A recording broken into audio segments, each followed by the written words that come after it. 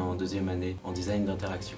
Je suis en master 1 de sciences biologiques. Un cursus d'ingénieur à l'ICAM de Nantes. Je suis intérimaire dans le secrétariat. J'ai fait des études d'art appliqué à l'école Pivot, une école de dessin. Je me suis spécialisé en graphisme. Je suis auto-entrepreneur. J'ai monté mon entreprise à Pornic. Je m'occupe de la création de visuels graphiques. Je suis actuellement en 4e année de l'ICAM à Nantes, qui est une école d'ingénieurs généralistes. I am from Iraq and my study is electrical engineer.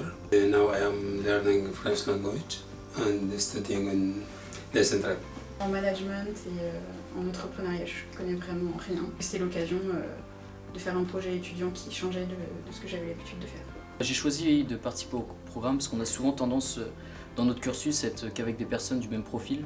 Et l'avantage là, de travailler avec des personnes au profil pluridisciplinaire nous apportait beaucoup et j'en attendais beaucoup.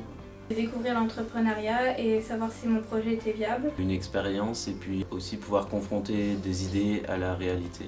Pouvoir développer cet aspect professionnel, de sortir un peu du cadre étudiant afin de mener un projet à bien.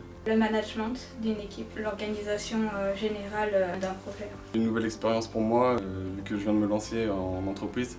Découvrir des nouveaux profils, parce que c'est vrai que dans nos écoles, on est assez centré sur nous-mêmes, sur nos réseaux, et le fait de découvrir des étudiants qui viennent d'autres horizons, ça peut nous permettre de nous enrichir professionnellement et de nous ouvrir au monde qui nous entoure. Des compétences techniques surtout et un peu on va dire de gestion de projet. Alors l'idée m'est venue parce que moi je suis une grande lectrice et j'avais envie de faire partager mes coups de cœur en fait, de livres que j'ai pu lire. On est parti avec mon équipe qui se trouve juste ici d'un constat. Le matin quand on se lève, on a souvent tendance à mettre tout le temps les mêmes vêtements. Donc notre projet c'est d'ouvrir une librairie café. Le concept serait de faire comme à la maison, les gens viendraient pour prendre un café et lire un livre. Du coup l'idée qu'on a eue avec mes acolytes était simple. Proposer un assistant virtuel, un conseiller virtuel, vous proposant des tenues en fonction de votre choix vestimentaire, de votre garde-robe, de la météo, ainsi que de votre emploi du temps. Il y aura aussi des événements thématiques qui permettraient de promouvoir la librairie, des dédicaces, des rencontres avec les auteurs et la présentation de livres en fait. Et là on est dans toute une phase d'étude de marché qui nous permet un peu de nous recentrer sur comment on va proposer cette application à nos futurs clients.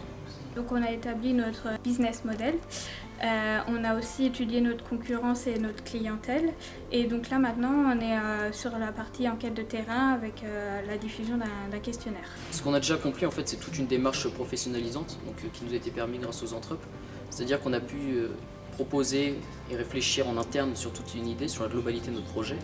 Et derrière, on a pu confronter notre vision à différents acteurs du marché. On a été notamment voir des avocats, on a effectué différentes études de terrain auprès de grands magasins, ainsi qu'encore une fois d'autres études plus quantitatives, donc avec beaucoup d'utilisateurs. Là, on est sur une étude à peu près à 500 personnes. Donc c'est plein d'outils qu'on essaie de mettre en place pour justement valider cette idée et aller de l'avant.